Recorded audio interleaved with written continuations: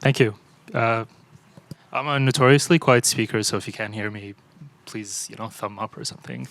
My name's Karim. I'm one of the co-founders and CEO at Pearmill, a performance marketing agency. I'm really excited to have this panel with three great panelists, specifically to talk about, I don't want to say over-reliance on data, but when we talk about performance marketing and advertising, a lot of the conversation is about being data-driven, data-led, which is very important, but that's not necessarily how companies or advertisers become successful. There's also importance in running really good processes. There's importance in using intuition. I think one of you, when we were talking before, said spidey senses. That becomes increasingly more important as you try to go beyond like a local maximum of success with ads. So I want to go down the line and introduce and have the panelists introduce themselves, and then we'll get into some questions that talk about this topic specifically. Go ahead. Amazing. Yeah, I think it was me who said spidey senses. I'm all about that. You'll hear about that a lot today.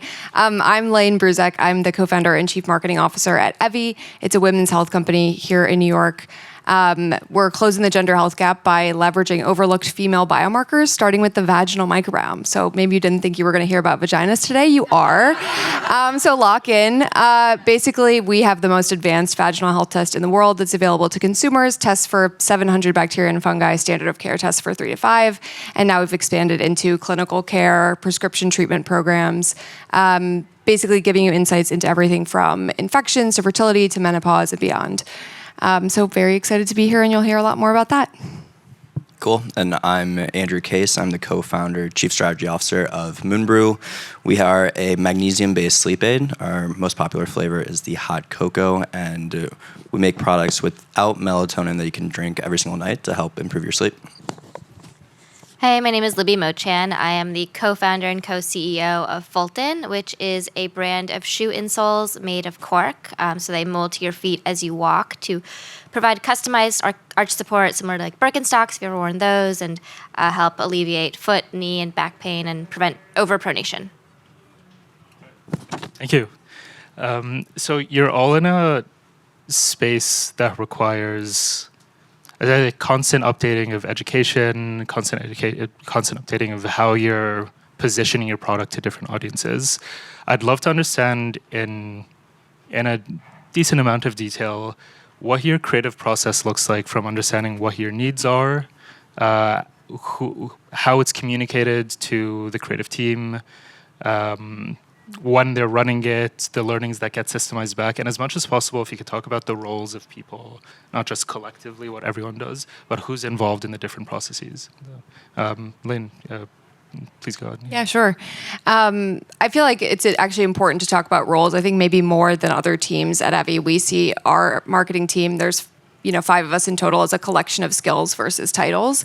So a lot of times when we're thinking about, what creative do we need, when we identify a certain insight, right? Like we want to have an ad about medical gaslighting in the vaginal health space. We're really thinking about each person in terms of who is the best person to actually spearhead this. So we have an amazing video creator, Amelia. She would be perfect for that. We have Anik, who runs our socials, actually an incredible aesthetic visual brand designer. So when we want something that's more high-end, we'll go to her. If it's something about making science really simple, that's kind of my job. And then we have some great people from like Athletic Greens, Armor Colostrum, who understand like the basics of D2C marketing going big. So I think it's a lot less for us about, briefing in a person based on their job title, and more like whatever the goal of the ad is, whatever we're trying to make simple, who is the best person on the team who has the training to make that happen. So very much it's role-based for us. And yeah, I'm not sure if there's anything else to elaborate on. One of them will feel something about, or will feel there's an opportunity for an ad to be created about a space, and then like lead the production of that ad or series of ads. Yeah, and like that includes me too. Like a lot of times I'm not delegating out making ads, which is probably a bad idea, but I guess do things that don't scale. But I really do think that being close to what we're saying, being close to the distilling as it's happening, is actually how to do thought leadership on the marketing team. So actually getting into the Figma, making the ads myself, figuring out like what words go together in the best order is actually a way to improve the business and to like evolve how our marketing is working. So a lot of times I'm delegating things that I know other people have superpowers in, but not always. I'm not always like giving it to a creative team and being like, come back when you've got something. Like I'm very involved in a Whoever's fun way. up for it. Yeah. Andrew, I think when we were talking, Laine was talking about like using the team internally to get insights and ideas. When we were talking, it seems like you pull a lot of that from external sources, and some of your team pulls in a lot of information and then runs the process. Could you walk through that process and where you're getting these insights from? Yeah, so we have a lot of different sources of inspiration. So on Instagram, everyone is in this group. We'll send ads to each other. Anything that has high engagement, we're going to send to the group. And then we also have a Slack channel called the Media Machine that we have all these different ideas that we collect. So we really look at that. We look at Kalo data. Kalo data shows us what on TikTok Shop is doing really well. Mm-hmm. So we look for different themes. And then we have sprints. So we have weekly sprints. On Monday, we have a content sprint. So that's where we come together with all of our different ideas, and everyone will pitch. It's like a writer's room. Mm. So we'll just talk about all the different ideas that we collected over the past week. And then it's all done via PowerPoint. So everyone has like different slides, and we'll have, dozens and sometimes like 100 plus slides that we'll look over. And then the next day, we have the ad sprint. And the ad sprint is where we make the ads. So we'll talk about what types of copy we want to have within there, what the angles are, why we want to do this type of ad. And then the next 2 days we make the ad. And then on Friday we upload all the ads to Facebook. So that allows us to pump out between like 100 and 150 new ads per week. Got it. 100 new ads is significant. First of all, I love the idea of just an Instagram group of all our coworkers that's just ads and content that's interesting or inspiring. When you launch on Friday, does that feed into your Monday meeting at all? Is the first results feeding into the next set of ads that you want to create? Yeah, so we'll look at the results from that, but we try not to just do only variations, because we find that if we only focus on variations, then we get stale after a few weeks. Yeah. So you have to come with net new concepts, and if you only come with variations, then we'll call you out on it. But that's where we find the Instagram group really good, where the entire team is in there. Everyone's commenting on the different types of ads, and then we take that to the slides. But yeah, we'll look at what performed well in the past and say, okay, we can tweak this. We can, add a new hook here. We can provide maybe a different variation, sure. But we try not to rely on that. Libie, I'd love to hear your process too for Fulton.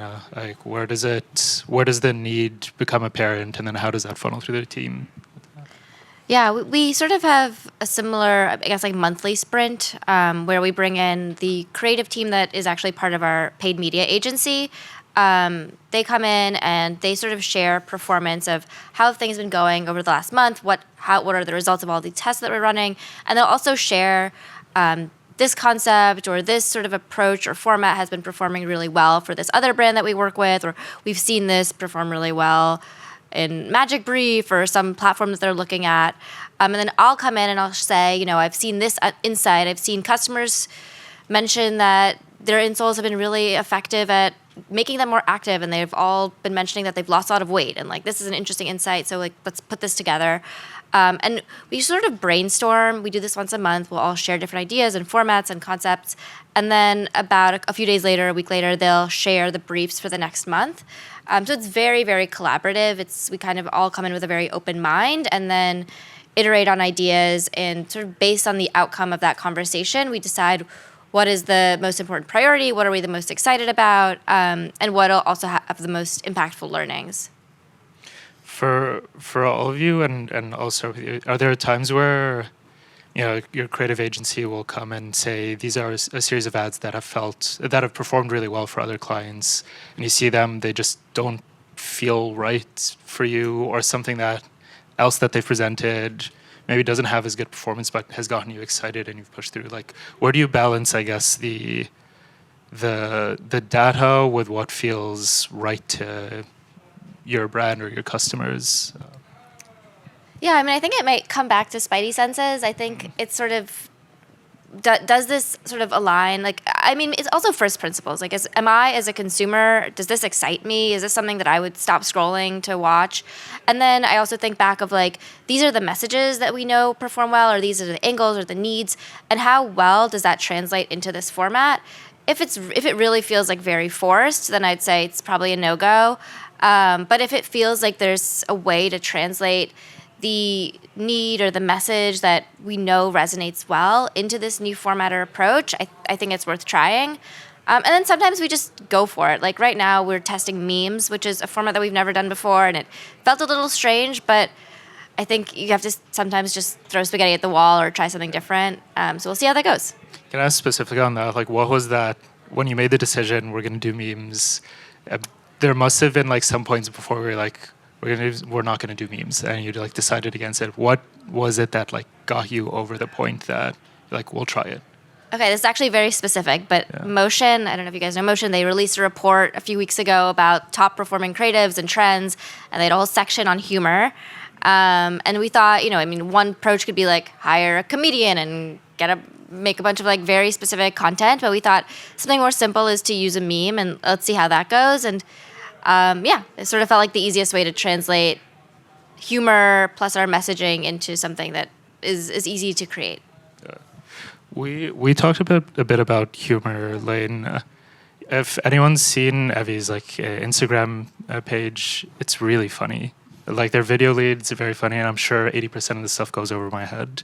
But like, how did you get to a point where that felt like the right direction? Because there's also like a lot of trust that you must have in her to make the right content and have the right voice, but also trust that she has in you to feel safe to create whatever or take the risks that she may be willing to take. I want to know about that trust building and how that came to be. Yeah. Totally. And it's trust building between me and her, but also trust building between us and our consumer, right? So when you're in healthcare, I think there's very obviously trust you have to build scientifically, clinically. But I think when you're working in a space like vaginal health, there's also this trust that has to happen on the cultural side. Like, vaginal health is taboo. Vaginal, like, people lose productivity. It affects their relationships. We always say vaginal health is mental health. Like, there's a component to it that's not just the science and clinical, but it's actually like the experience of dealing with your vaginal health on the day-to-day is something that we have to build trust with the consumer to say, we know what that's like and we'll take care of you, by the way. And weirdly, humor on that side is just the thing that works best. And one of my favorite writers, George Saunders, says humor is being told the truth quicker and more directly than you're used to. And how refreshing is that in women's health, to be told the truth quicker and more directly than you're used to? And so I feel like, weirdly, humor is this exercise in truth-telling in a way that actually does cut through the noise straight to our consumers and builds trust. As much as we're building trust on the clinical scientific side, we're showing our research, we have expert quotes and articles and all that. A lot of the trust building we're doing on the other side is through humor. And what's great about that too is like, go places that other competitors can't follow. And I think we have such a unique sense of humor with Amelia and just within our team. So it's also a superpower we have. So it allows us to stay 10 steps ahead. Like, it allows us to dive into something that's really hard to replicate. Like, other teams, we know other people in the women's health space might not have that, so we really lean into it. Or they'll try it and it falls flat because like they're... Yeah, and I think it is hard to pinpoint why does humor work, and what makes something funny. But I also just think that often, especially in women's health, people get stuck in tropes too. And people get stuck in what they've heard before, and they're trying to replicate, what they've seen work in women's health. Basically nothing is working in women's health. That's why we're here. You know what I mean? Like, I think the infantilizing marketing, the not treating women like they're smart, trying to hide information from them instead of giving them data on their own bodies, like everything up until now in women's health hasn't really worked. So trying these new approaches, including humor, is something we're always interested in doing.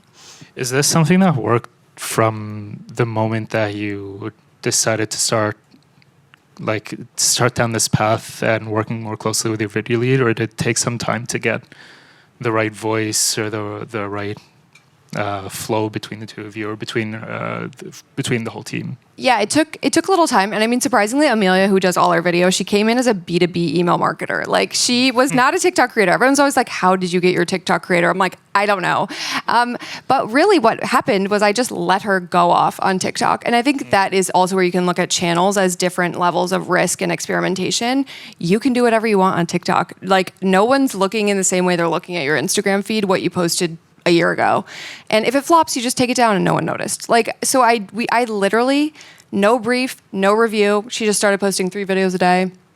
Some of them were insane. Some of them I never would have approved. And then they would get like 1 million views. So I think there was also just like giving her the channel on which to experiment, let her feel free, let her feel brave. The bravest content always wins. The brave content actually ended up taking off. And in letting her do that, it showed that I trusted her. In her producing great stuff, like, she trusted me right back. And I think it eventually kind of became this accidental engine that is like a core part of the Evvy brand today. Thanks. Andrew, I want to go back to the 100 ads or 150 ads. Yeah, me too.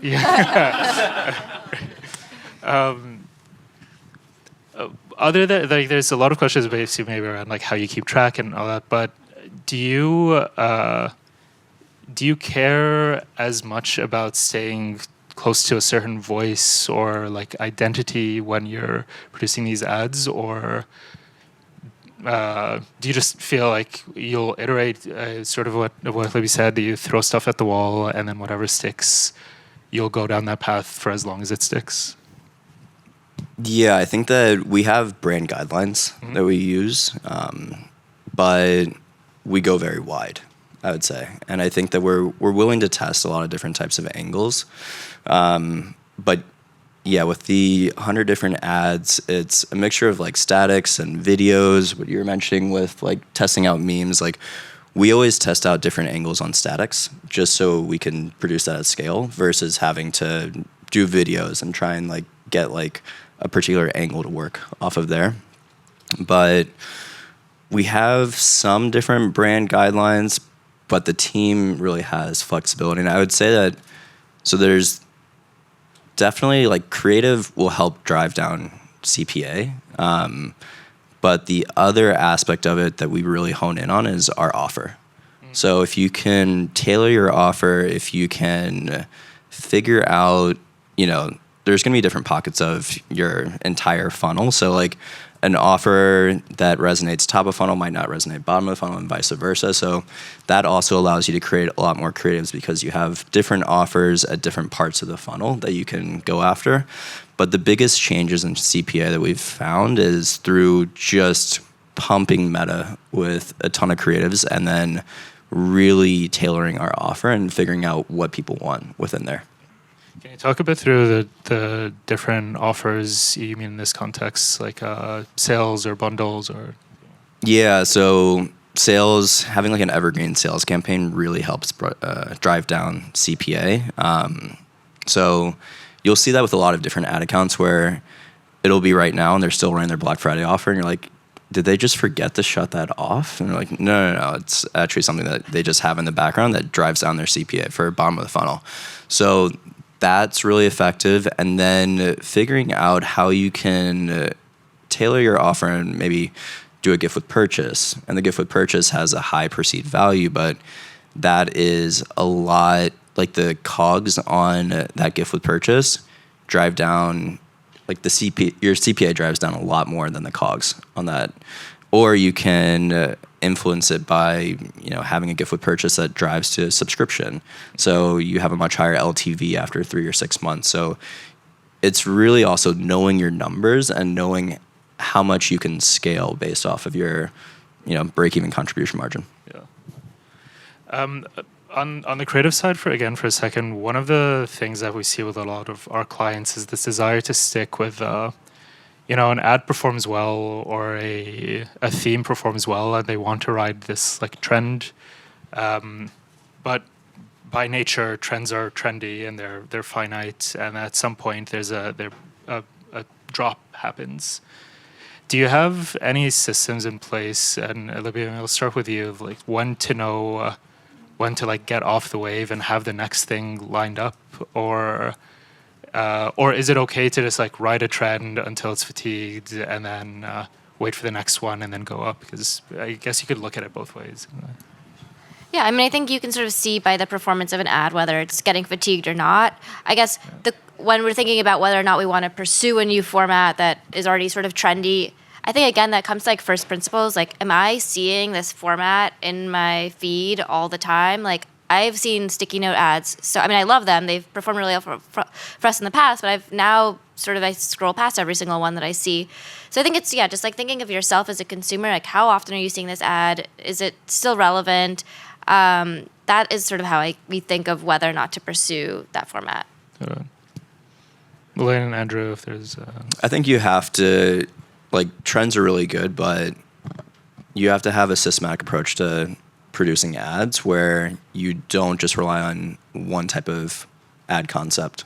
So that's like, it goes back to the variations point. Like, you can do variations of these different types of ads, and they can run for a lot longer than you think. And I think that, you can have that within your ad account. But I think when people get caught flat-footed is that they just rely on increasing the budget on that particular ad versus saying, okay, like that ad's good, we're just going to keep it within our ad account, but we're going to test out a bunch of other variations or a bunch of other net new concepts that will allow us to scale. Yeah, I think that point is good. Like, you want the next thing lined up where you're gonna dedicate some budget to testing it and figure it out, because at some point this will run out and you don't want to be caught on the back foot. You're all clearly very smart, but at some point in time, I'd love to know about something in your process, something that you used to do in like ad creative or generally maybe in the marketing process that you're proud that you no longer do, or maybe the opposite, you're embarrassed that you used to do. Because you got to this point, I'm guessing, through a lot of different experiments and different trials, and maybe at some point in time you'll look back at now and be like, I can't believe we spent all this time making 100 ads a week, or I can't believe we trusted Amelia, but hopefully not. But yeah, I would love to hear about like what you're happy you no longer do in your process. Yeah, I mean, I can start. So I'm a brand person from way back. I was at Google Creative Lab. I was at Tribeca Film Festival. Like, brand is so important to me. But I think the thing that we let go of at one point that I'm very proud of is I got this advice: don't let the brand get in the way of marketing. And I'll give you a very concrete example, which is like when we first started the Evvy brand, I wanted it to be really different than what exists in women's health. I didn't want to show too many like underwear photos or close-ups of skin. Like, I wanted it to be microscopic textures, and I wanted it to be like very cool and scientific. Well, it turns out when you're scrolling on Instagram, you hit the microscopic textures, you have no idea what it is. You move on. And so I finally was like, all right, fine, I'll let one underwear ad in the rotation, and then of course it just by far and away did better than everything else. So now we have great. We try to now select great underwear ads, but like that's now a core part of our thing. I do think though, so one, don't let the brand get in the way of marketing. There are still guardrails though. Like, you'll never see me put fruit in an ad, in a vaginal health ad. So if you see that, something bad has happened to me. So I do think that it's like to a point, but I'm very proud now that we are very brand forward, but not myopic about it. We used to do a lot of Heroes Journeys ads, my co-founder and I. So we would be featured in the ads, and every single time I would open up my Instagram, it would be like my face and like, how I had terrible sleep. And then, we created this company that like helped to have a non-melatonin sleep aid. And all my friends would send that to me as well. So we don't do a lot of founder journey ads, even though like those are some of the most effective ads. They definitely drop your CPA, especially if you can like write a really good script and story for it. But yeah, I'm very happy that we're past that phase. Yeah. I've done that once and immediately regretted it. Yeah. I think for us, it's just we were maybe overly focused on perfect, where we should have just been focused on like good enough. And I think at the end of the day, when content on Instagram is not perfect, so like having sort of inconsistencies or things that are not totally refined is probably better. So yeah, I think we probably spent too much time really perfecting everything, which got in the way of testing and iterating as fast as possible. We talk about this with clients a lot. It's just like people aren't going to be like, I can't believe this one brand for this ad that I barely pay attention to did this one thing, and people aren't paying that much attention to. Totally. Yeah. Cool. All right, that is the end of this. Thank you so much. That was absolutely wonderful. Big round of applause for our panelists. And we're going to have a very quick Q&A, so please wait till the microphone comes to you if you have a question. I see you. All right, we have our first question right over here. Just raise your hand one more time so she can see you. Thank you. Hello, everyone. My name is Sahara. I'm coming from Google. You talked a lot about, the process of making really good creative. I also have a brand partnerships background, so I'm a brand person first. But I would love to hear, once you find a good ad, obviously iterating is a continuous part of the process, but once you find those good ads, how do you scale? What's that run or crawl, walk, run process after you find a good ad, and how do you scale to a variety of different channels or a media mix? So we have a testing campaign within Facebook. So ABO testing campaign, we throw all of our creatives within there. We keep it very much where we have one campaign that's testing just so it gets all of our different learnings. And then if it makes it out of that testing campaign and can get budget, then we'll scale it to all of our other campaigns on Meta. So this is just Meta. We go to CBO, we go to ASC, we have different lookalike audiences. So we try and have this where it competes with every single other creative that we have, because we know that could potentially drive down our costs. And then after that, we'll look at, can we take this to Google? Can we take this to YouTube? Can we take this to TikTok? Can we make this from a 9:16 into a 16:9? And how does that look within there? But really a lot of our efforts right now are within Meta. And that whole battle of the fittest has really helped. Yeah, I'd say we have a very similar process, a testing campaign in Meta, and then we scale it up to Advantage Plus and our other campaigns in Meta. But then another thing that we'll do is if one creative is doing really well, we'll find another creator and basically say, shot for shot, word for word, make your version of this. Sometimes it totally flops, and then sometimes it performs even better. So that's another way to scale. All right, wonderful. Another question? Do we have another question out there? Yes. Perfect. She's going to bring you the mic. I think the struggle everyone always comes up against is, how do you beat your best winning ad? And it's like the same idea of hey, let's take that script that we know works and try it with a new creator, or try it with a new person. I think it's always tough to how do you not then even look at competitors and copy what they're doing? So curious how you guys look for inspiration to beat your current best ads. I think that you definitely can look at your competitors and look for inspiration within there. A lot of competitors leave clues, I would say. So I wouldn't shy away against that. I think that finding different types of, I think the best way to figure out really good creative is, instead of trying to reinvent the wheel, Meta is very obvious as to what's working. If you see an ad on Instagram and it has 3 million views and it's sponsored, they're not going to run an ad for that long without having a low CPA. So I would definitely look at what everyone is doing within there and see how you can do it for your brand. I would also say, maybe pushing back a little bit, we definitely do that. We definitely look at our competitors and what's performing really well, but also sometimes thinking really differently. Just right now, speaking to this set of ads that has been completely crushing it more than any ad we've ever done, was actually the result of a few months ago, I got foot surgery. And at first I was like, oh my God, I can't tell anyone about this. An insole founder getting foot surgery, this is going to be the end of our company. But then I was talking to my co-founder, he was like, no, actually this whole foot surgery, bunions, is why you started Fulton, which is true. The bunions has been an issue and it was caused by my unsupportive shoes. So make content out of this. So I literally took my iPhone into the room. I filmed myself saying, oh my God, I'm an insole founder. I'm about to get surgery. I started taking pictures of myself in this surgical boot, and I had a bunch of before pictures, after pictures, and it's really different, right? The first ad starts on a close-up of my foot, which is not something we'd done in the past, but these ads have been completely crushing it.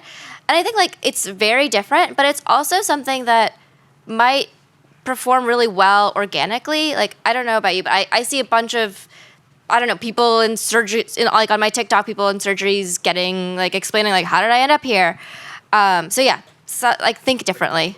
Wonderful. Yeah, or break your foot. Yes, break your foot. Please don't break your foot here. Wait till you leave. Okay. All right, thank you. That's all the time we have for questions. Thank you so much for your amazing questions.